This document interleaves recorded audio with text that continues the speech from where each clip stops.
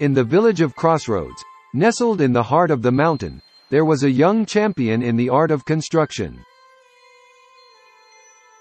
His name was Prodromos, a 10-year-old boy who, from a young age, had a natural ability to craft things.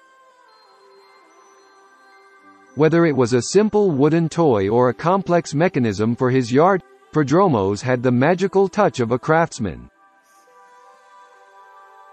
The village had lovingly labeled him the little craftsman. Whenever something broke, neighbors would rush to Prodromos. And if an adult craftsman couldn't fix it, Prodromos was always there to provide a solution. One day, the fountain in the village's central square broke down. It was an old, beautifully carved marble piece that was a cornerstone of the area. Every craftsman tried their hand at fixing it, but to no avail. The water would not flow.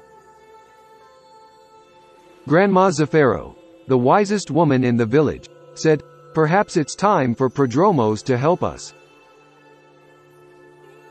Prodromos approached the fountain and observed it for a few minutes. He then took out his tools and began to work. Hours went by, and as night fell, the young craftsman was not done. Finally, under the starlit sky, the fountain began to flow again, clearer and brighter than ever before. The village cheered for Prodromos, who with his innocence, intelligence, and strength had managed to bring life back to the heart of their community.